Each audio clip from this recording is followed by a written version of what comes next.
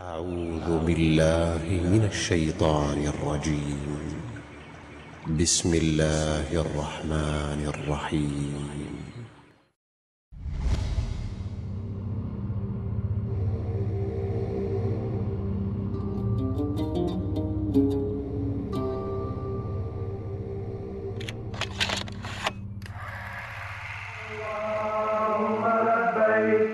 لبيك لا شريك لك لبيك. الحمد لله الذي جعل هذا البيت مثابة للناس وأمنا وجعله أول بيت وضع للناس.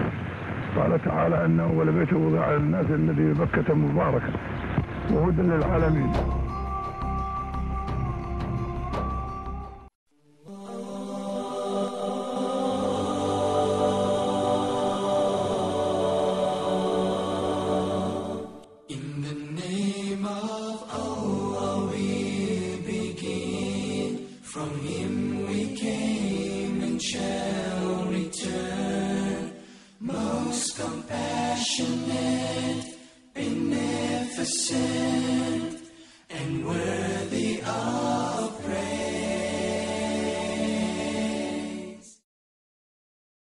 بسم الله الرحمن الرحيم نحمده ونصلي ونسلم على حبيبه الكريم أما بعد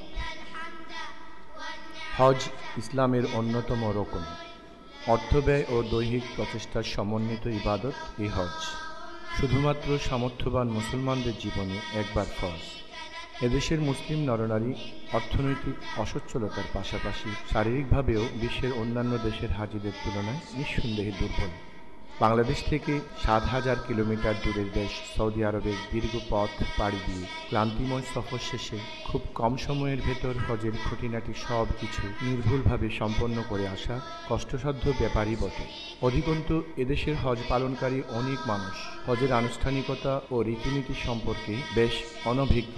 তাছাড়া বছর শেষে একবার, কারো সারা জীবনে একবার সংঘটিত হওয়ার কারণে সংশয়, অস্পষ্টতা ও ভুলের সম্ভাবনা থেকে যায় বেশি।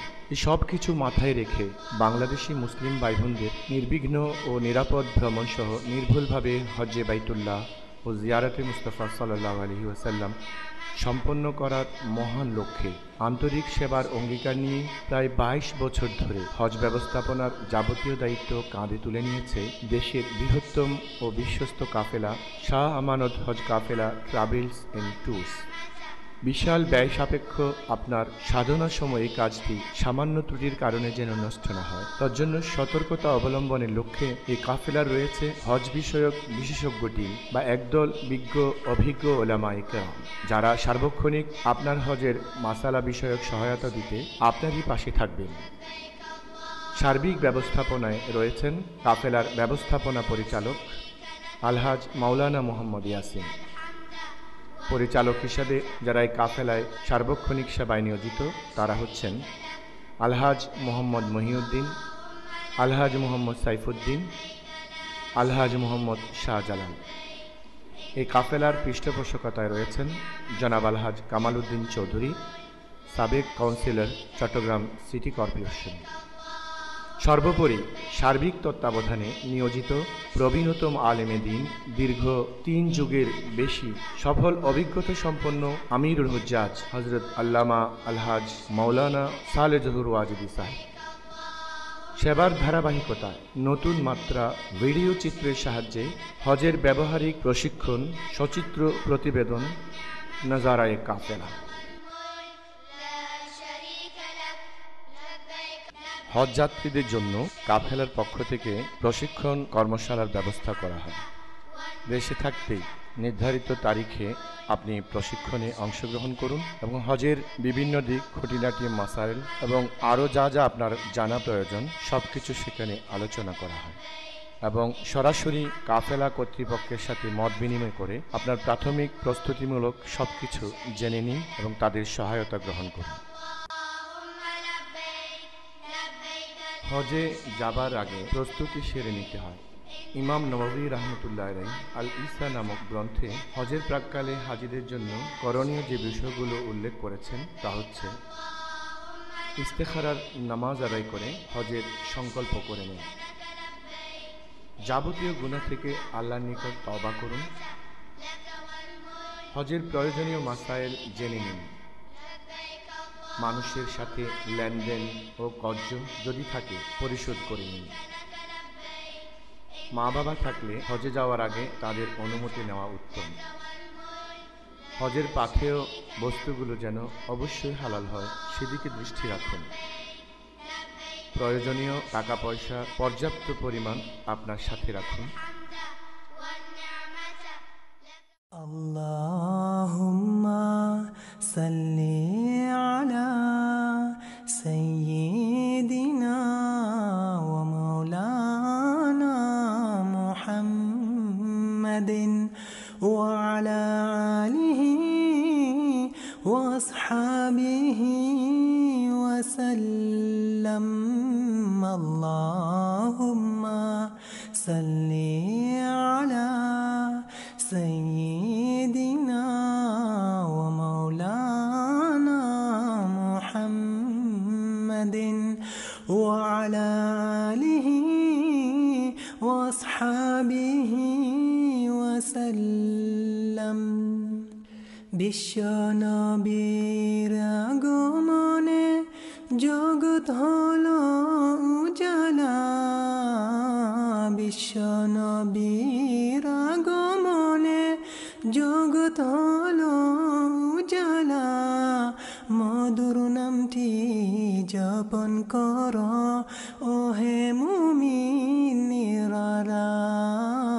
আল্লাহুম্মা সাল্লি আলা সাইয়্যিদিনা ওয়া মাওলানা মুহাম্মাদিন ওয়া আলা আলিহি ওয়া আসহাবিহি ওয়া সাল্লাম। আল্লাহুম্মা সাল্লি আলা সাইয়্যিদিনা ওয়া মাওলানা মুহাম্মাদিন ওয়া আলা আলিহি ওয়া আসহাবিহি ওয়া সাল্লাম।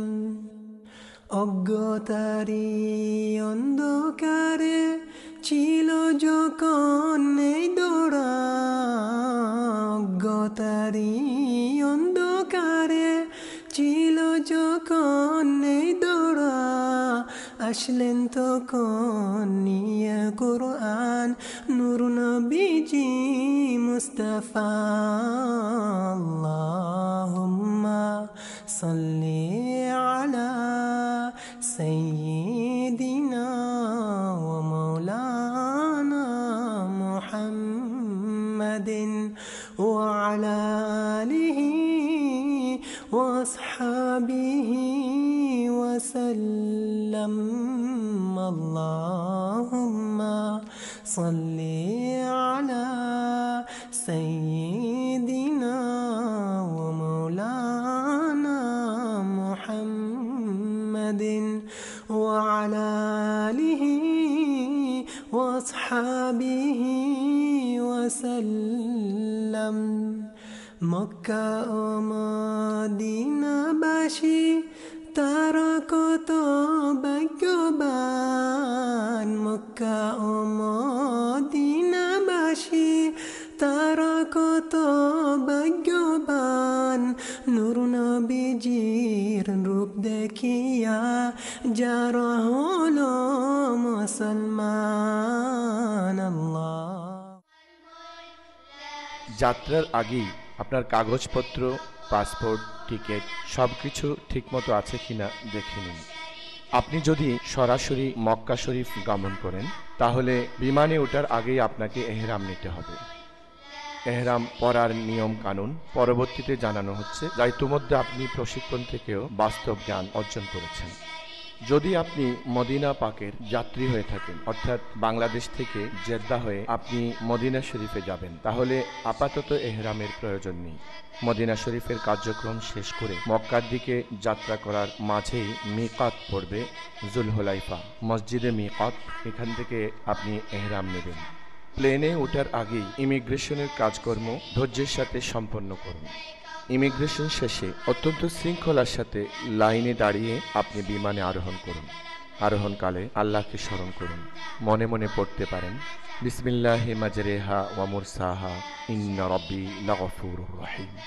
বিমানে নির্ধারিত আসনের বাইরে একজন প্যাসেঞ্জারও তোলা হয় না। আপনি যখন বোর্ডিং কার্ড পেয়েছেন তো নিশ্চিন্ত থাকুন, আপনার জন্য আসন বরাদ্দ আছে। প্লেনে ওঠার পরে আপনার আসন খুঁজে পেতে বিমানের লোকেরাই আপনাকে সহযোগিতা করবেন। বিমানের পরিচ্ছন্ন পরিবেশ এটা যাতে বজায় থাকে, আপনি সবসময় সেদিকে সতর্ক দৃষ্টি রাখুন। নেহায়েত প্রয়োজন না হলে টয়লেট ব্যবহার করবেন না। বিমানে যতক্ষণ অবস্থান করবেন ততক্ষণ অবশ্যই ধূমপান বর্জন করুন।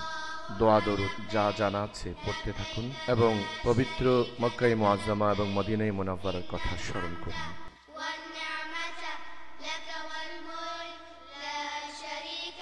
7-8 ঘন্টা প্রায় বিমানের ভ্রমণ শেষে আপনি অবতরণ করছেন জেদ্দা বিমানবন্দরে।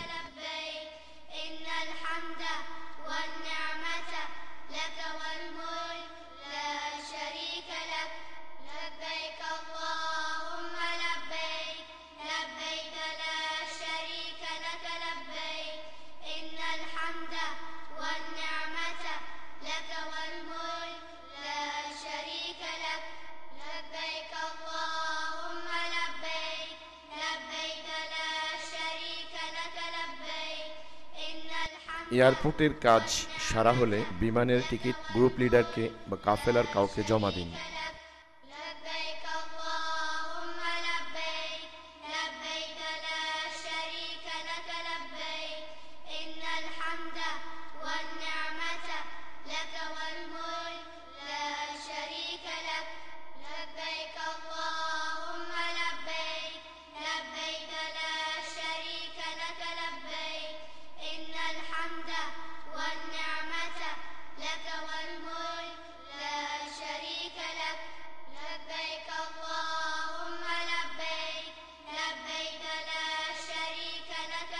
এবারে গাড়িতে ওঠার পালা।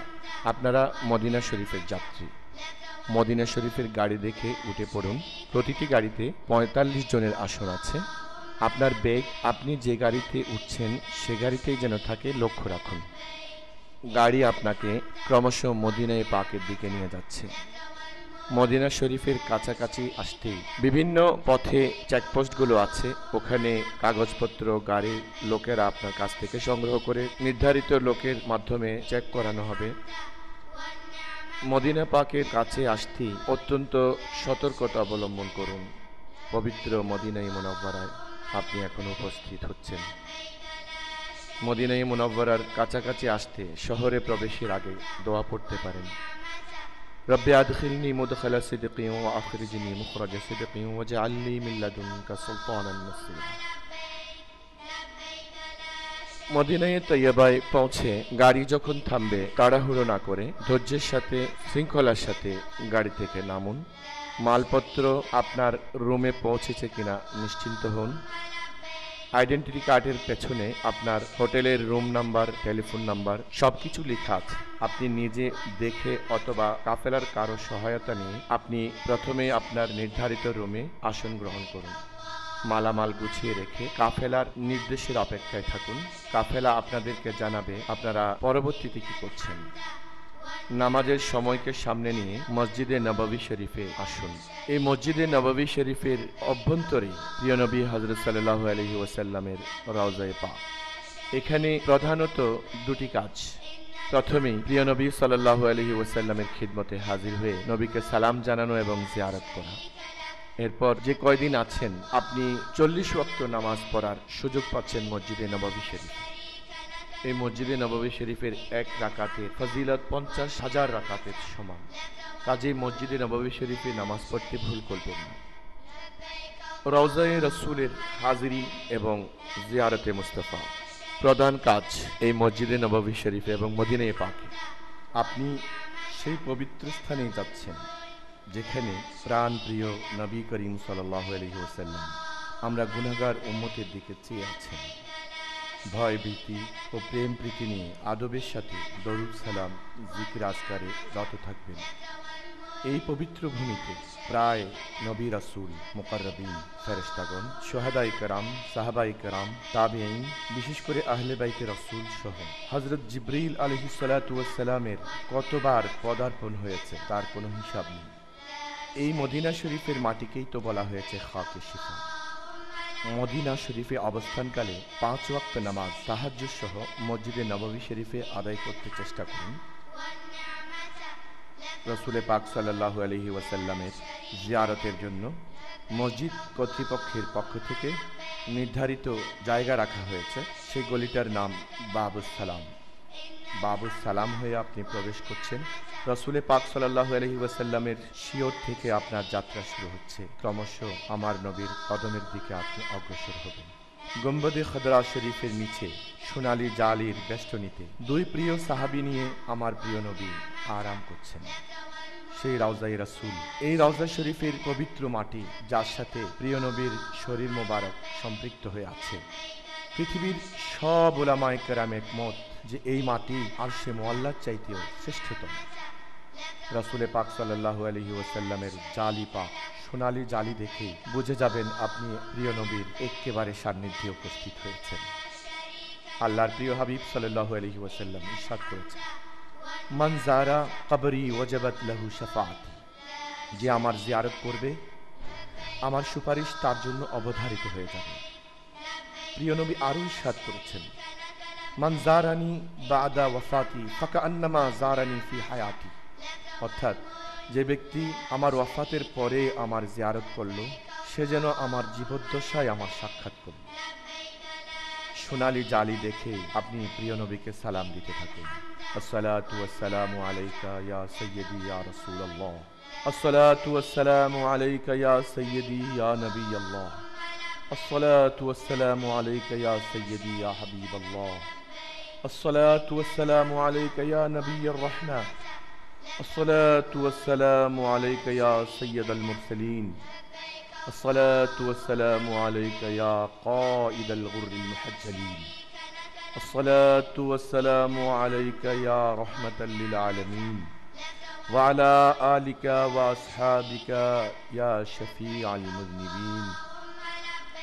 প্রিয় নবীর সালাম দেওয়ার জন্য আপনি হয়তো অত লম্বা সময় পাচ্ছেন না, কারণ প্রচণ্ড ভিড় আপনাকে সামনের দিকে অগ্রসর হতে বাধ্য করছে।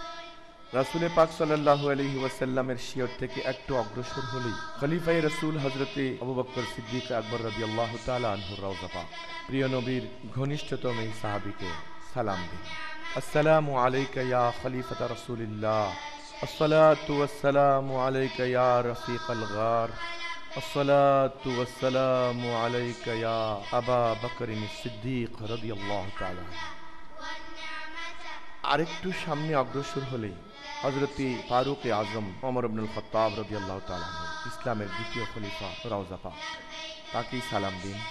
আসসালামু আলাইকা ইয়া আমিরুল মুমিনিন ওমর আল ফারুক রাদিয়াল্লাহু আনহু আল্লাযী আ'আজ্জাল্লাহু বিহিল ইসলাম, আসসালামু আলাইকা ইয়া ইমাম আল মুসলিমিন রাদিয়াল্লাহু আনহু ওয়ারদাকান্না, জাযাকাল্লাহু আন উম্মতি মুহাম্মদ সাল্লাল্লাহু আলাইহি ওয়াসাল্লাম। আরেকটু সরে গিয়ে আপনি উভয় খলিফাকে আবারও সালাম জানান। আসসালামু আলাইকুমা ইয়া ওয়াজিরায়ে রাসূলিল্লাহ, আসসালামু আলাইকুমা ইয়া মুঈনায়ে রাসূলিল্লাহ, আসসালামু আলাইকুমা ইয়া দাজিআয়ে রাসূলিল্লাহ, আসসালামু আলাইকুমা ইয়া মুশিরায়ে রাসূলিল্লাহ, আসসালাতু ওয়াসসালামু আলাইকা ইয়া আসহাব রাসূলিল্লাহ। মদিনা পাকের আপনার প্রধানতম কাজ রওজা শরীফের জিয়ারত করা হলে নিজেকে ভাগ্যবান মনে করুন। নিরিবিলি কোনো জায়গায় দাঁড়িয়ে ইচ্ছামতো আল্লাহর দরবারে আপনার হাজাত, আপনার ফরিয়াদ নিবেদন করুন। দোয়া কবুল হওয়ার উত্তম স্থান এই রওজায়ে রাসূল, প্রিয় নবীর পবিত্র সান্নিধ্য।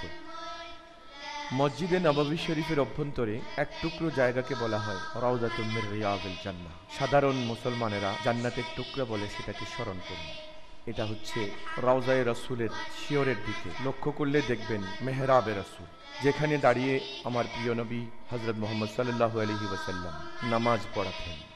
নামাজ শেষে যেই হুজুরে পাক বর্তমান যেখানে রওজায়ে রাসূল অবস্থিত, সেখানে আমার নবী ফিরে যেতেন। দৈনিক 5 ওয়াক্ত নামাজে 10 বার আসা যাওয়া হতো। নবীর পবিত্র চরণ স্পর্শে ধন্য সে মাটির টুকরাটি এখন জান্নাতের টুকরায় পরিণত হয়েছে। রাসূল পাক সাল্লাল্লাহু আলাইহি ওয়াসাল্লামের হাদিস, মা বাইনা বাইতি ওয়া মিম্বারি রাউদাতুম মির রিয়াদিল জান্নাহ।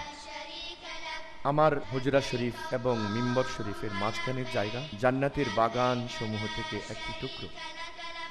এখানে জায়গাটুকু নির্দেশ করা হয়েছে সাদা কার্পেট বিছিয়ে, এবং এখানের পিলারগুলো দেখবেন সবগুলো পিলার সাদা, অন্য পিলারের সাথে এগুলোর মিল নেই। এখানে আসতে পারলে যে কোনোভাবে 2 রাকাত নামাজ পড়ার সুযোগ হাতছাড়া করবেন না। এবার আপনি প্রতি ওয়াক্ত নামাজ মসজিদে নববী শরীফে আদায় করুন। অন্তত 8 দিনে 40 ওয়াক্ত নামাজ এখানে আদায় হবে। এই ফাঁকে কাফেলা আপনাকে নিয়ে যাবে জিয়ারতের উদ্দেশ্যে। মসজিদে নববীর একটু পূর্ব দিকে রয়েছে ঐতিহাসিক বিশাল কবরস্থান জান্নাতুল বাকি।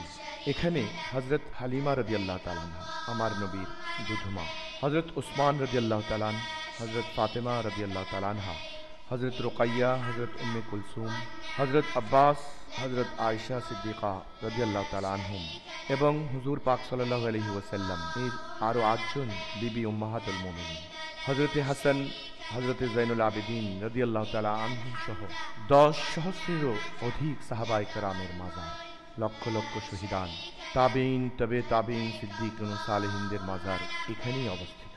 এই পবিত্র স্থান জিয়ারত করতে কখনো ভুল করবেন না। সম্ভব হলে দৈনিক একবার এই জান্নাতুল বাকি জিয়ারত করে যান। এই বিশাল কবরস্থান চোখে পড়লে চোখ আপনি অজান্তে ভিজে ওঠে যে আমার নবীর প্রিয় পরিজনবৃন্দ এখানে শায়িত হয়ে আছেন। এখানে হাজির হয়ে পড়ুন, আসসালামু আলাইকুম ইয়া আহলাল বাকি ইয়া আহলাল জানাবির রফি' আনতুমুস সাবিকুন ওয়া নাহনু ইনশাআল্লাহু বিকুম লাহিকুন আবশিরু বিআন্নাস সাআতা আতিয়াহ লা রাইবা ফিহা وأن الله يبعث من في القبور. آنسكم الله تعالى وشرفكم الله تعالى بقول أشهد أن لا إله إلا الله وحده لا شريك له وأشهد أن محمدا عبده ورسوله. إن الحمد والنعمة لك والملك لا شريك لك. পবিত্র উহুদের ময়দান, ইসলামের দ্বিতীয় জিহাদ জঙ্গে উহুদ এখানেই সংগঠিত হয়েছিল। কাফের মুশরিকদের অতর্কিত হামলায় প্রিয় নবীর চাচাজান হযরত হামজা রাদিয়াল্লাহু তাআলা আনহু সহ 70 জন সাহাবায়ে কেরাম এখানে শহীদ হন। একসাথে তাদের মাজার এখানেই অবস্থিত। প্রিয় নবী বছরের একটি নির্দিষ্ট তারিখে এখানে উপস্থিত হতেন এবং তাদেরকে নবীর প্রিয় জবান দিয়ে সালাম জানাতেন। সালামুন আলাইকুম বিমা সাবারতুম ফানি'মা উকবাদ-দার। কোরআনে পাকের শব্দমালা দিয়ে এই সালাম উহুদের ময়দানের শহীদানে কেরামের জন্যই নিবেদিত। প্রিয় নবী সাল্লাল্লাহু আলাইহি ওয়াসাল্লাম চাচাজানের শাহাদাতে অতি বেশি অশ্রু বর্ষণ করেছিলেন। এখানে সেই বিভৎস দৃশ্যের অবতারণা হয়েছিল। হিন্দা নামক এক মহিলা হযরত হামজা রাদিয়াল্লাহু তাআলা আনহুর হৃৎপিণ্ড বের করে পিশাচের মতো চিবিয়েছিল। কথাটি স্মরণ হলে আপনারও অশ্রু বাধা মানবে না। জিয়ারত করুন, শহাদায়ে কেরামকে সালাম দিন, শ্রদ্ধা নিবেদন করুন, তাদের ওয়াসিলায় প্রার্থনা নিবেদন করুন আল্লাহর দরবারে। আল্লাহ তাআলা অবশ্যই কবুল করবেন। এখান থেকেই কাফেলা আপনাকে নিয়ে আসবেন মসজিদে কুবা। রাসূল পাক সাল্লাল্লাহু আলাইহি ওয়াসাল্লাম মক্কায়ে মুআজ্জামা থেকে হিজরত করে মদিনায়ে মুনাওয়ারায় পৌঁছার প্রাক্কালে এখানে দিন কয়েক অবস্থান করেছিলেন। তখনই সাহাবায়ে কেরামের সহযোগিতায় আমার নবী নির্মাণ করেছিলেন এই মসজিদে কুবা। কুবা ওই পল্লীর নাম, তার নামে এটাকে বলা হয় মসজিদে কুবা, যে মসজিদ নির্মাণে স্বয়ং নবী করিম সাল্লাল্লাহু আলাইহি ওয়াসাল্লাম অংশগ্রহণ করেছিলেন। এই মসজিদে উপস্থিত হয়ে 2 রাকাত তাওবার নামাজ পড়ুন এবং এখান থেকে বরকত হাসিল করুন। মসজিদে কুবায় প্রিয় নবী সাল্লাল্লাহু আলাইহি ওয়াসাল্লাম প্রতি সপ্তাহে একবার উপস্থিত হতেন। এই মসজিদে এসে আমার নবী নামাজ আদায় করতেন এবং রাসূল পাক সাল্লাল্লাহু আলাইহি ওয়াসাল্লাম ইরশাদ করেছেন, যে ব্যক্তি এই মসজিদে 2 রাকাত নামাজ পড়বে সে একটি উমরার সওয়াব অর্জন করবে। নবীজির অনুসরণে আপনিও এখানে নিজের পক্ষে 2 রাকাত নামাজ পড়ুন। এত বড় সুযোগ জীবনে হয়তো বারবার আসবে। এই মসজিদ সম্পর্কে আল্লাহ পাক সুবহানাহু ওয়া তাআলা ইরশাদ করেছেন, লামাসজিদুন উসসিসা আলাত তাকওয়া মিন আউয়াল ইয়াউমিল হাক্কু ফীহি রিজালুন ইউহিব্বুনা আন ইয়াতাতাহহারু। যেই মসজিদের প্রসঙ্গ উত্থাপিত হয়েছে কোরআনে, সেই মসজিদে আপনি এখন উপস্থিত। এখানে আপনার সকল প্রার্থনা প্রাণ ভরে নিবেদন করুন আল্লাহর দরবারে। মদিনে পাকের প্রতিটি জাররা যেন আমার নবীর স্মৃতিকে বহন করে চলেছে, এটা স্মরণ করে ভক্তি গদগদ চিত্তে আপনার অন্তরাত্মাকে রাসূলে পাক সাল্লাল্লাহু আলাইহি ওয়াসাল্লামের প্রতি মোতাওয়াজ্জিহ রাখুন। মসজিদে কিবলাতাইন অর্থাৎ দুই কেবলার মসজিদ। আমরা জানি হিজরতের 16 বা 17 মাস পর্যন্ত মুসলমানদের কেবলা ছিল বাইতুল মুকাদ্দাস, যেটাকে মসজিদে আকসা বলা হয়।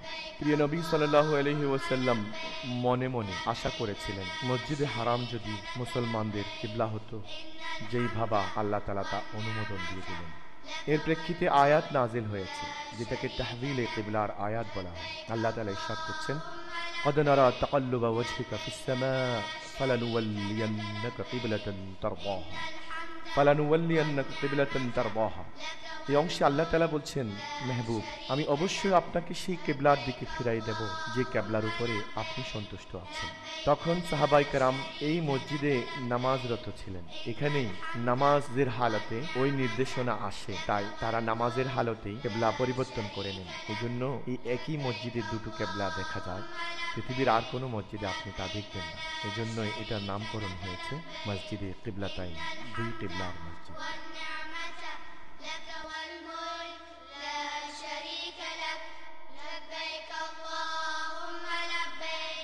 এই জিয়ারার প্রোগ্রামে আপনি দেখতে পাবেন মসজিদে গামামা, যেটাকে মসজিদে মুসাল্লাও বলা হয়। নবী করিম সাল্লাল্লাহু আলাইহি ওয়াসাল্লাম দুই ঈদের নামাজ এখানেই আদায় করতেন। এখানে যদি উপস্থিত হন, আপনিও 2 রাকাত নামাজ পড়ার সুযোগ নিন, আল্লাহর দরবারে মোনাজাত করুন।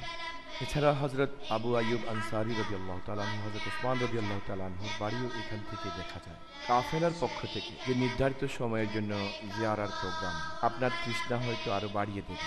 আপনি নিজস্ব ব্যবস্থাপনায় পরবর্তীতে আবারও জিয়ারায় আসতে পারেন। 9-10 দিন মদিনা শরীফ অবস্থানের সুযোগ হবে। যারা হজের নির্দিষ্ট সময়ের প্রথম দিকে মক্কা শরীফে গমন করেন, তারা হজের কার্যক্রম শেষ করে তবেই মদিনা শরীফের জিয়ারতে আসেন। হজের পরে আর যাওয়ার সুযোগ থাকে না। যারা শেষের দিকে যাবেন, তারা হজের কার্যক্রম শেষ করে পরে মদিনা শরীফে আসেন।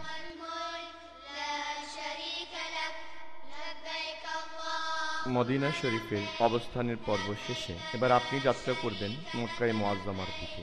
রাসূল পাক সাল্লাল্লাহু আলাইহি ওয়াসাল্লামের দরবার থেকে বিদায় নিন, সজল চোখে প্রিয় নবীকে সালাম জানান। মসজিদে নববী শরীফে শেষবারের মতো 2 রাকাত নামাজ আদায় করুন, আর আল্লাহর দরবারে এই প্রার্থনা করুন যে এটাই যেন আপনার জীবনের শেষ হাজিরা না হয়। সজল চোখে রাসূল পাক সাল্লাল্লাহু আলাইহি ওয়াসাল্লামের দরবারে বিদায় নিতে পারেন। আল ওয়াদাউ ইয়া রাসূলুল্লাহ, আল ওয়াদাউ ইয়া রাসূলুল্লাহ, আল আমান ইয়া হাবিবাল্লাহ। মা জাআলাহু আল্লাহ তাআলা আখির আল আহদ লা মিনকা ওয়ালা মিন জিয়ারাতিক ওয়ালা মিন আল উকুফ বাইনা ইয়াদাইক ইল্লা মিন খাইরিন ওয়া আফিয়াহ ওয়া সিহহাতিন ওয়া সালামা। إن عشت إن شاء الله تعالى جئتك وإن مت فأودعت عندك شهادتي وأمانتي وعهدي وميثاقي من يومنا هذا إلى يوم القيامة، وهي الشهادة أن لا إله إلا الله وحده لا شريك له وأشهد أن محمدا عبده ورسوله. سبحان ربك رب العزة عما يصفون وسلام على المرسلين والحمد لله رب العالمين.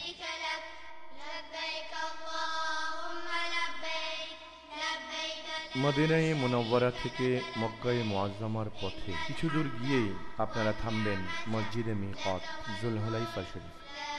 এটাই মিকাতে রাসূল সরওয়ারে কায়নাত সাল্লাল্লাহু আলাইহি ওয়াসাল্লাম এখান থেকেই ইহরাম নিয়েছিলেন। মদিনায়ে পাক থেকে বের হওয়ার সময় যারা ইহরাম নেবেন, প্রায় হাজিরা ইহরামের কাপড় মদিনা শরীফ থেকে গাড়িতে ওঠার সময় গ্রহণ করেন। সুবিধার জন্য সেটাই সহজ। অথবা আপনি মসজিদে যুলহুলাইফা এসে ওযু গোসল সেরে নতুন করে ইহরামের কাপড় পরতে পারেন। সময় এখানে তাড়াহুড়ো হয়ে যায়, বিধায় অধিকাংশ হুজ্জাজে কেরাম বাসা থেকে ইহরামের কাপড় পরেই চলে আসেন। ইহরাম মূলত 2টি সেলাইবিহীন কাপড়, যা পুরুষরা পরিধান করেন। মহিলাদের জন্য স্বাভাবিক পোশাক থাকবে। তাদের ইহরাম বোঝা যাবে শুধু চেহারাটা অনাবৃত রাখার মাধ্যমে। চেহারার সাথে কোনো কাপড় লিপ্টে থাকতে পারবে না, এটাই মহিলাদের জন্য বিশেষ হুকুম। নিয়তের মাধ্যমে তারা মুহরিমা হবেন, তাদের ইহরাম কার্যকর হবে। প্রথমে ইহরাম করে 2 রাকাত সালাতুল ইহরামের নামাজ পড়ুন। এরপর থেকে ইহরামের যাবতীয় নিয়ম কানুন আপনাকে মেনে চলতে হবে।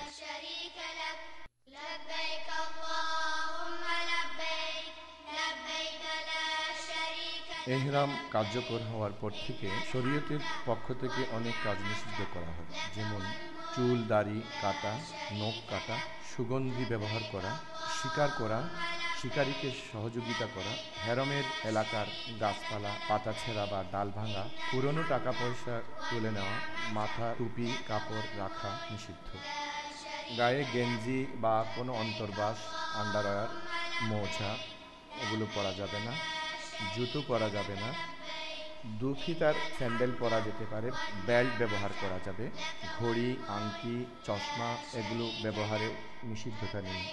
এহরাম ময়লা হলে পরিবর্তনও করা যায়। গোসল করার সময় এহরামের উপরের অংশ খুলে আপনি গোসল করতে পারেন, অথবা সিলাইবিহীন যে কোনো কাপড় পরতে পারবেন।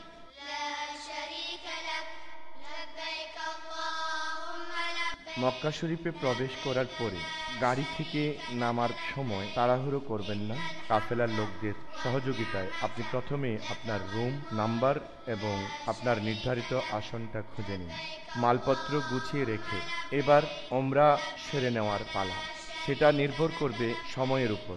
যদি আপনি অত্যন্ত ক্লান্ত হয়ে যান, রাতও প্রায় শেষ দিকে, এই অবস্থায় আপনি প্রথমেই ওমরা করবেন না, কারণ এই ওমরা অত্যন্ত গুরুত্বপূর্ণ ইবাদত। স্বস্তির সাথে ইতমিনান নিয়ে আপনি ওমরা পালন করুন। অথবা সময় যদি অনুকূলে হয় তাহলে কাফেলার নির্দেশনায় আপনি তাদের সহযোগিতায় ওমরা পালন করতে যেতে পারেন। ওমরার জন্য আপনাকে প্রথমেই যেতে হবে মসজিদে হারামে, যেখানে খানায়ে কাবা রয়েছে। এই মসজিদে হারাম সম্পর্কে আল্লাহ পাক সুবহানাহু ওয়া তাআলা কালামে মজিদে ইরশাদ করেছেন, ইন্না আউওয়ালা বাইতিন উযিআ লিন-নাস লাল্লাযী বিবাক্কাতা মুবারাকান ওয়া হুদাল লিল আলামিন ফীহি আয়াতুম বায়্যিনাত মাকামু ইব্রাহিম ওয়া মান দাখালাহু কানা আমিনা ওয়ালিল্লাহি আলান-নাসি হিজ্জুল বাইতি মান ইসতাতাআ ইলাইহি সাবিলা। এটা পৃথিবীর প্রাচীনতম ঘর, যা মুসলমানদের জন্য তৈরি করা হয়েছে। এর মধ্যে রয়েছে আল্লাহ তাআলার কুদরতের অনেকগুলো নিদর্শন, যেমন মাকামে ইব্রাহিম। মসজিদে হারামে যদি প্রবেশ করা হয়, যে ব্যক্তি প্রবেশ করে সে নিরাপদ হয়ে যায়। সামর্থ্যবান ব্যক্তিদেরকে এখানে এসে হজ করা আল্লাহ তাআলা বাধ্যতামূলক করে দিয়েছেন। এই হারাম শরীফে প্রবেশকালে আপনি দোয়া পড়ুন, বিসমিল্লাহি আসসালাতু ওয়াসসালামু আলা রাসূলিল্লাহ সাল্লাল্লাহু আলাইহি ওয়াসাল্লাম, আল্লাহুম্মা ইফতাহলি আবওয়াবা রাহমাতিক। মসজিদে হারামের অভ্যন্তরে অগ্রসর হয়ে আপনার চোখে পড়বে খানায়ে কাবা। পবিত্র কাবাগরের চতুর্পাশে যে উন্মুক্ত মাঠের মতো জায়গা পড়ে আছে, তাওয়াফের জন্য নির্ধারিত এই জায়গাটিকে মাতাফ বলা হয়। কাবা শরীফের দরজার দিকে পূর্ব দক্ষিণ কোণে দেখা যাবে হজরে আসওয়াদ শরীফ। এটা জান্নাতি পাথর। এই হজরে আসওয়াদ থেকে তাওয়াফ শুরু করতে হয়। একবার চক্কর দিয়ে আসলে আবার যেখান থেকে শুরু করেছিলেন সেখানে এসে পৌঁছলে এক চক্কর শেষ। এভাবে 7 চক্করে একটা পূর্ণাঙ্গ তাওয়াফ হয়। আগে নিয়ত করে নিন, আল্লাহুম্মা ইন্নী উরিদু তাওয়াফা বাইতিকাল হারাম ফায়াসসিরহু লি ওয়া তাকাব্বালহু মিন্নী 7 আশওয়াত লিল্লাহি তাআলা আযজা ওয়া জাল।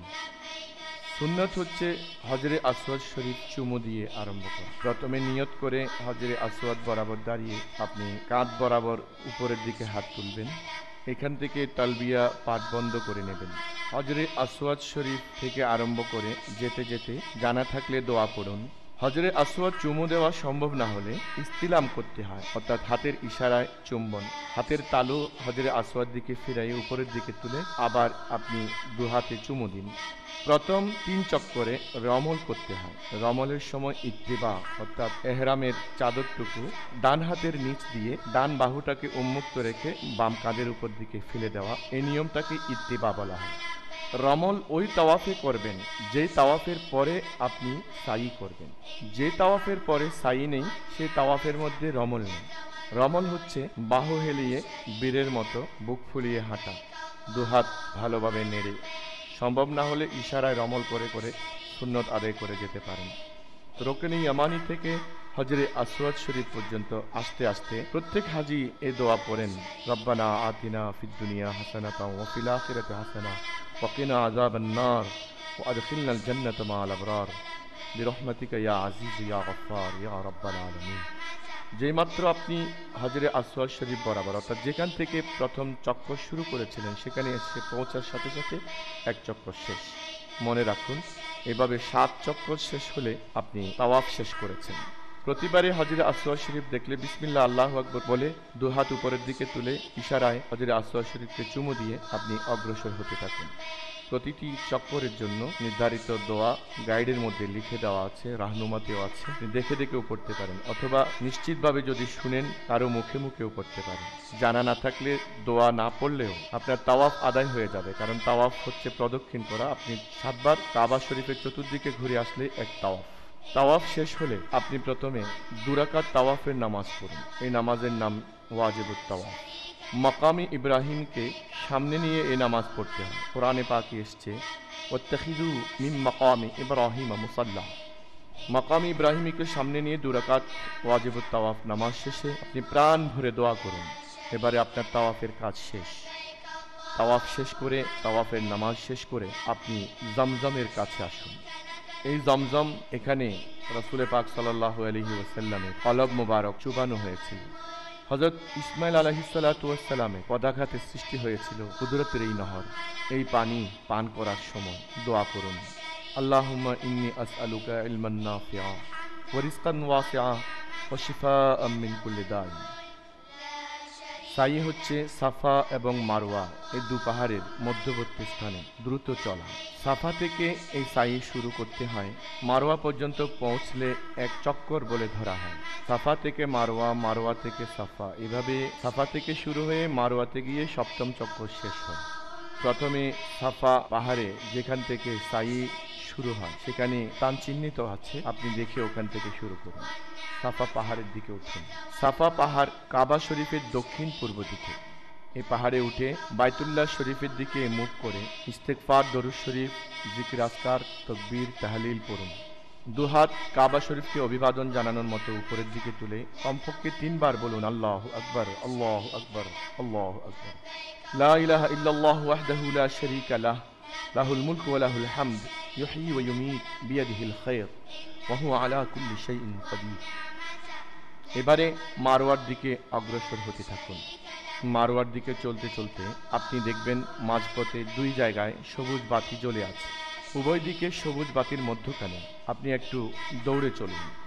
সাই শব্দের অর্থই হচ্ছে ছুটাছুটি, দৌড়া বা দ্রুত হাঁটা, চলা। এখানে কাজটাই প্রধান। সাফা থেকে মারওয়ার দিকে এবং মারওয়া থেকে সাফার দিকে শুধু হাঁটুন, এটাই সাই। এবং প্রত্যেক চক্করে দোয়া আছে, বই দেখে দেখে পড়তে পারেন বা কারো মুখে মুখে পড়তে পারেন এবং মনে মনে আল্লাহর দরবারে ক্ষমা ভিক্ষা করুন। দুনিয়া আখিরাতে আপনার যা চাওয়ার আল্লাহর কাছে চেয়ে নিন। মারওয়াতে উঠে যে কাজগুলো আপনি সাফা পাহাড়ের উপরে করেছিলেন আবার করুন। এবার আবার সাফার দিকে আসতে থাকুন। আগেই বলা হয়েছে সাফা থেকে মারওয়া এবং মারওয়া থেকে সাফা। 7ম চক্কর মারওয়াতে এসে শেষ, সাথে সাথে আপনার সাইও শেষ। এবারে যার জন্য যে কিছু আপনি আল্লাহর কাছে চাইতে পারেন চেয়ে নিন, আবেগ নিয়ে দোয়া করুন। দোয়া শেষে আপনার প্রধান কাজ হবে, আপনি যদি তামাত্তু পালনকারী হয়ে থাকেন তাহলে মাথা মোড়ানো। এখানে মাথা মোড়ানোর মাধ্যমে আপনার ওমরাও শেষ হবে, এহরামের কার্যকারিতাও সম্পন্ন হবে। এবার আপনি এহরাম খুলে স্বাভাবিক পোশাকে মক্কায়ে মুআজ্জামায় অবস্থান করুন। মক্কায়ে মুআজ্জামায় অবস্থানকালীন আপনারা 5 ওয়াক্ত নামাজ হেরমে পড়বেন, কারণ মসজিদুল হারামে 1 রাকাত নামাজ এর সওয়াব লক্ষ গুণ বেশি। এভাবে যে কোনো দোয়া দরুদ পড়ুন। বাকি সময় যখনই সুযোগ হয় নফল তাওয়াফ শেষ করে নিন। 8ই জিলহজ পর্যন্ত আপনাকে এখানে অপেক্ষা করতে হচ্ছে। এই অবসরে কাফেলার নির্ধারিত তারিখে মক্কা শরীফের বিভিন্ন দর্শনীয় স্থানগুলো জিয়ারা বা ঘুরে দেখানো হবে। তন্মধ্যে যেখানে যেখানে আপনার হজের কার্যক্রম আছে, আরাফা, মুজদালিফা, মিনা, এগুলো পরিদর্শন করতে পারেন। তাছাড়া জাবলে সৌর, জাবলে নূর, জাবলে রহমত, জান্নাতুল মুআল্লা শরীফের জিয়ারা ইত্যাদি কাফেলার পক্ষ থেকে সম্পন্ন করা হবে। তাদের ঘোষিত প্রোগ্রাম অনুযায়ী গ্রুপ লিডার বা কাফেলার লোকজনদের সহযোগিতায় এই জিয়ারায় আপনি অবশ্যই অংশগ্রহণ করুন। বরকতময় জায়গা, যেখানে দোয়া কবুল হয়, ওগুলো সচক্ষে দেখে আসুন। জাবলে সৌর, হিজরতের সময় প্রিয়তম সাহাবী হযরত আবু বকর সিদ্দিক রাদিয়াল্লাহু তাআলা আনহুকে সঙ্গে নিয়ে প্রিয় নবী এই পাহাড়ের গুহায় অবস্থান করেছিলেন। অনেক উঁচুতে এই পাহাড়ে, সবাই সাহস করে উঠতে পারেন না। কাছে থেকে আপনি দোয়া দিয়া করতে পারেন, আল্লাহর দরবারে ফরিয়াদ করতে পারেন। এই বরকতময় জায়গা, এখানে প্রিয় নবী সাল্লাল্লাহু আলাইহি ওয়াসাল্লামের সঙ্গে সেবায় উপস্থিত থেকে আন্তরিক সাহচর্যের জন্য সিদ্দিক আকবর রাদিয়াল্লাহু তাআলা আনহু নবীদের পরে উম্মতের সর্বশ্রেষ্ঠ আসনটি দখল করে আছেন। এই জাবলে সোর একবার সচক্ষে দর্শন করে যাচ্ছেন, জীবনের এটা পরম সৌভাগ্য। لا شريك لك لبيك اللهم لبيك لبيك আরাফার ময়দান, যেখানে ৯ জিলহজ আপনাকে অবশ্যই উকুফ বা অবস্থান করতে হবে, যেটা হজের প্রধান ফরজ। এখানেই আছে জাবলে রহমত, এখানেই আছে মসজিদে নামেরা। এই আরাফার বুকেই আছে জাবলে রহমত, যেই পাহাড়ের উপরে প্রিয় নবী সাল্লাল্লাহু আলাইহি ওয়াসাল্লাম বিদায় হজের ঐতিহাসিক ভাষণ দিয়েছিলেন। এখানেই সর্বশেষ আয়াত নাজিল হয়েছিল, আল-ইয়াউমা আকমালতু লাকুম দীনাকুম ওয়া আতমামতু আলাইকুম নি'মাতি ওয়া রাদিতু লাকুমুল ইসলাম দীনা। মুজদালিফার ময়দান, এখানেও মসজিদ আছে, সেই মসজিদের নাম মসজিদুল মাশআরিল হারাম। আল্লাহ রাব্বুল আলামিন কোরআনে কারীমে ইরশাদ করেছেন, فإذا أفضتم من عرفات فاذكروا الله عند المشعر الحرام واذكروه كما هداكم لك والملك لا شريك لك لبيك اللهم لبيك لبيك لا شريك لك এরপরে কাফেলার পক্ষ থেকে জিয়ারার প্রোগ্রামের অংশ হিসেবে আপনাকে মিনা শরীফ দেখানো হবে। এটা সেই ঐতিহাসিক স্থান যেখানে হাজী সাহেবানরা আরাফার আগে আবার মুজদালিফার উকুফ শেষে এখানে অবস্থান করেন। 3 দিন এখানে অবস্থান করা সুন্নত। নবী রাসূল সকলে এখানে উপস্থিত হয়েছিলেন। হযরত ইব্রাহিম আলাইহিস সালাতু ওয়াস সালাম, মা হাজারা আলাইহিস সালাম এবং শিশুপুত্র হযরত ইসমাইল আলাইহিস সালাতু ওয়াস সালামকে কুরবানি দেওয়ার জন্য যেই ঐতিহাসিক কুরবানির ঘটনা সংঘটিত হয়েছিল এখানেই শয়তানের প্ররোচনা দেখে কঙ্কর ছুঁড়েছিলেন হযরত ইসমাইল আলাইহিস সালাতু ওয়াস সালাম। এখানে রয়েছে মসজিদে খায়ের, কথিত আছে হযরত আদম আলাইহিস সালাতু ওয়াস সালামের রওজা শরীফ এখানে আছে। لا شريك لك لبيك إن الحمد জাবলে নূর, আলোর পাহাড়, এখানে রয়েছে গারে হেরা। ওহী অবতীর্ণ হওয়ার আগে প্রিয় নবী এখানে বসে বসে ধ্যানস্থ হয়ে আল্লাহর ইবাদতে নিমগ্ন থাকতেন। এই জায়গাটি প্রিয় নবীর অতি পছন্দনীয় ছিল। এখানেই নাজিল হয়েছে প্রথম ঐশী বাণী, আল্লাহর কালাম, ইকরা বিসমি রাব্বিক আল্লাযী খালাক খালাকাল ইনসানা মিন আলাক ইকরা ওয়া রাব্বুকাল আকরাম আল্লাযী আল্লামা বিল কলম।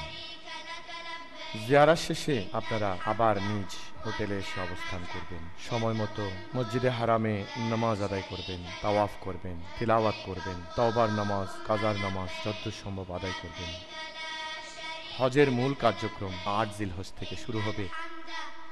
কিরান ও ইফরাদ পালনকারী হাজী সাহেবান এহরাম পরিহিত অবস্থায় আছেন। তাদের নতুন করে এহরামের প্রয়োজন নেই। শুধুমাত্র তামাত্তু পালনকারী হাজী সাহেবান নতুন করে হজের জন্য এহরাম পরিধান করবেন। সুন্নত সম্মত নিয়ম হচ্ছে 8ই জিলহজ ফজরের নামাজের পরে এহরাম সহকারে হাজী সাহেবানরা মিনার উদ্দেশ্যে রওনা হবেন। দিন দিন হাজির সংখ্যা বৃদ্ধি পাচ্ছে। প্রচণ্ড ভিড় এড়াবার জন্য মোয়াল্লেমের ব্যবস্থাপনায় হাজী সাহেবানদের 7 জিলহজ রাতেই মিনার উদ্দেশ্যে নিয়ে যাওয়া হয়। 7 জিলহজ রাত্রে এহরাম নিতে হবে। এহরাম আগে নিলেও অসুবিধা নেই, তবে 8 তারিখ থেকে এহরাম শুরু হয়ে যাবে। এহরাম হেরমের স্থান থেকে নিতে হবে। মসজিদে হারামের আশেপাশে বা আপনার রুম থেকেও আপনি এহরাম পরিহিত হয়ে আসতে পারেন। এহরাম পরিধান করার পরে সুন্নাতুল এহরাম নামাজ পড়বেন, নিয়ত করবেন, আল্লাহুম্মা ইন্নী উরিদুল হজ ফায়াসসিরহু লি ওয়া তাকাব্বালহু মিন্নী। ওমরার জন্য যেভাবে এহরাম নিয়েছিলেন একই নিয়মে এহরাম নেবেন।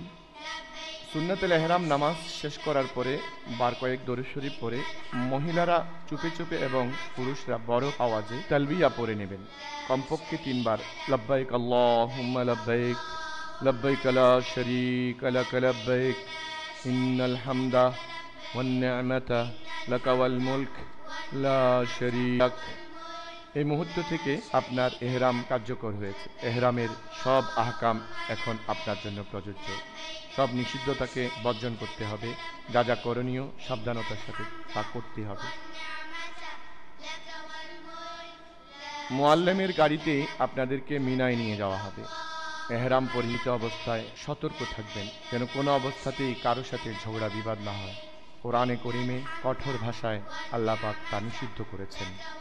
ফামান ফারাদা ফীহিন্নাল হাজ্জা ফালা রাফাসা ওয়ালা ফুসুকা ওয়ালা জিদালা ফিল হজ্জ। অশ্লীল কাজ বা আলোচনা বর্জন করতে হবে, ঝগড়া বিবাদ বর্জন করতে হবে এবং যে কোনো গুনার কাজ কঠোরভাবে নিষিদ্ধ এহরামের অবস্থায়। 8 জিলহজ জোহর, আসর, মাগরিব, ইশা। 9 জিলহজ ফজরের নামাজ পর্যন্ত মসজিদে খায়েফে অথবা নির্ধারিত তাঁবুতে আদায় করবেন। এখানে 5 ওয়াক্ত নামাজ আদায় করা হয়, সুন্নাত।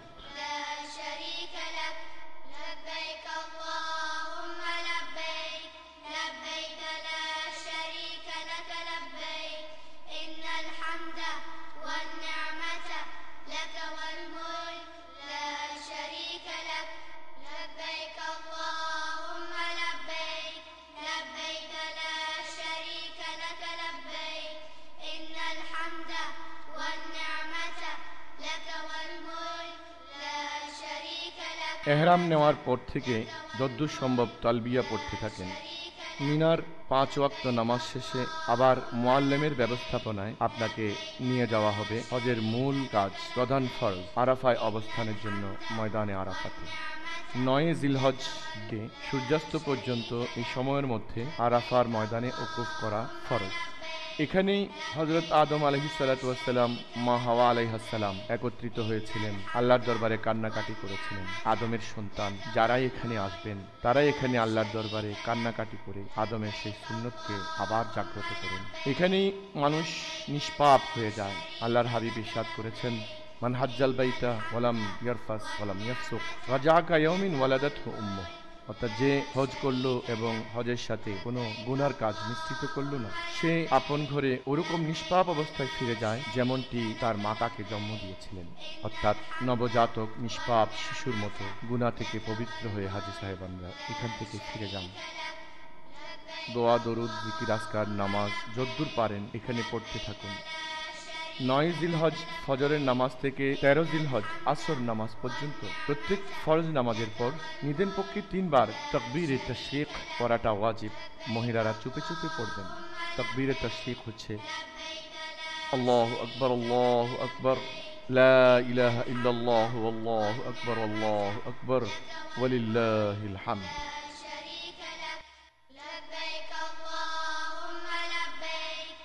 মনে রাখবেন 9 জিলহজ আসরের পরে আপনাকে মুজদালিফার দিকে রওনা হতে হবে। তবে সূর্যাস্তের আগে কোনো মতে আপনি আরাফার সীমানা অতিক্রম করতে পারবেন না। সূর্যাস্ত হয়ে যাওয়ার পরে আরাফার সীমা থেকে বের হবেন। আরাফার গেট ছেড়ে দেওয়া হবে।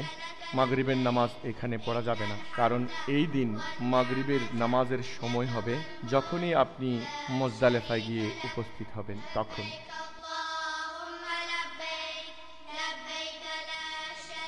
আরাফার উকুফ এই ফরজ কাজটা সূর্যাস্ত পর্যন্ত আপনাকে এখানেই অবস্থান করা। সূর্যাস্তের সাথে সাথে ফরজের কাজ শেষ।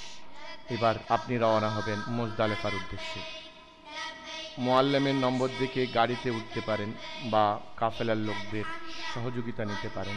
সম্ভব হলে পায়ে হেঁটে যাওয়াটাই অনেক নিরাপদ, সহজ। কয়েকজন একসাথে হয়ে পায়ে হেঁটে রওনা দিন মুজদালিফার উদ্দেশ্যে। এই মুজদালিফায় ওকুফ করা বা অবস্থান করা এই রাতটি, এটা হজের ওয়াজিব সমূহের অন্যতম। এই রাত এখানে কান্নাকাটি করবেন আল্লাহর দরবারে, ইবাদত বন্দেগী করবেন। খোলা আকাশের নিচে এবং এই খোলা ময়দানে যেখানে সুবিধা হয় বসে যাবেন। মুজদালিফায় পৌঁছে মাগরিব এবং এশার নামাজ একের পর এক একসাথে আদায় করবেন। মাগরিবের ফরজ আদায় করার পরে এশার 2 রাকাত কসরের ফরজ আদায় করবেন। এরপর আবার মাগরিবের সুন্নত, এশার সুন্নত, এই তরতিবে আপনি বাকি নামাজ আদায় করবেন। মুজদালিফার ময়দান থেকেই আরাফাতে শয়তানকে নিক্ষেপ করার জন্য আপনি নুড়ি পাথর খুঁজে নিন। এখানে যত্রতত্র আশেপাশে ছোট ছোট নুড়ি পাথর দেখতে পাবেন, বুটের দানার চাইতে একটু বড়, যেটুকু আপনি বুড়ো আঙ্গুল এবং শাহাদত আঙ্গুল দিয়ে এই 2 আঙ্গুলে ধরে নিক্ষেপ করতে পারবেন। এই পরিমাণ কঙ্করগুলো খুঁজে নিন। প্রথম দিন বড় শয়তানের জন্য 7টি, পরবর্তী 2 দিন 21টি করে 42টি, সর্বমোট 49টি পাথর বা আরও কিছু সাবধানতার জন্য কয়েকটি বেশি কঙ্কর এখান থেকে সংগ্রহ করে নিন। ফজরের নামাজের পরে আপনাকে মিনার উদ্দেশ্যে আবার যাত্রা করতে হবে। মুজদালেফার উকুফ শেষে ফজর পর্যন্ত এখানে অবস্থান করে ফজরের নামাজ মুজদালেফায় পড়ে রওনা হতে হবে আবার মিনার উদ্দেশ্যে। এখানে হয়তো গাড়ির ব্যবস্থা পাওয়া দুষ্কর হবে, আর কাছাকাছি অবস্থান মিনা থেকে মুজদালেফা থেকে আপনি মিনায় আসছেন, পায়ে হেঁটে আসুন। কাফেলার পরিচিত সবাইকে যদ্দূর সম্ভব একত্রে রাখবার চেষ্টা করুন, নিজেও সবাই সমবেত অবস্থায় থাকুন, তাহলে অনেক সুবিধা, একজন আরেকজনকে সহযোগিতা করতে পারবেন। এবারে মিনায় এসে প্রথমে আপনার হাতে যা ছিল কাপড় চোপড় বা এহরামের কাপড় বা ছোট্ট ব্যাগ আপনি যা মিনা থেকে নিয়ে গিয়েছিলেন সেটা মিনার তাঁবুতে আপনার আসনের সাথে রেখে দিন। এরপর প্রধান কাজ বাকি রয়েছে, যেটা ওয়াজিব, জামরাতে রমি করা, অর্থাৎ বড় শয়তানকে কঙ্কর নিক্ষেপ করতে হবে। জায়গাটা হয়তো আপনি দেখে গিয়েছেন অথবা সবাই যাচ্ছে, কাফেলার সহযোগিতায় আপনিও বড় শয়তানকে খুঁজে নিয়ে কঙ্কর নিক্ষেপ করুন। সূর্য স্থির হওয়ার আগেই বড় শয়তানকে কঙ্কর নিক্ষেপ করা ওয়াজিব। 7টি কঙ্কর 7 বারে নিক্ষেপ করবেন। একসাথে 2টি বা 7টি নিক্ষেপ করলে একটি ধরা হবে। 7 বারে 7টি পাথর নিক্ষেপ করার সময় বলুন বিসমিল্লাহি আল্লাহু আকবার, রাগামাল্লিশ শয়তান রিদাল্লির রহমান। কঙ্কর নিক্ষেপ করার পরে এবার আপনি তাঁবুর দিকে আসুন। মনে রাখবেন, যারা জামরাত পর্যন্ত যেতে পারেন, অর্থাৎ শয়তানের কাছে পর্যন্ত যেতে পারেন পায়ে হেঁটে, তারা কারো দিয়ে পাথর নিক্ষেপ করাটা মোটে উচিত নয়। আপনার পাথর আপনিই নিক্ষেপ করুন। মহিলারা দিনের বেলা সম্ভব না হলে রাতে হলেও নিজে গিয়ে নিক্ষেপ করাটাই উত্তম হবে।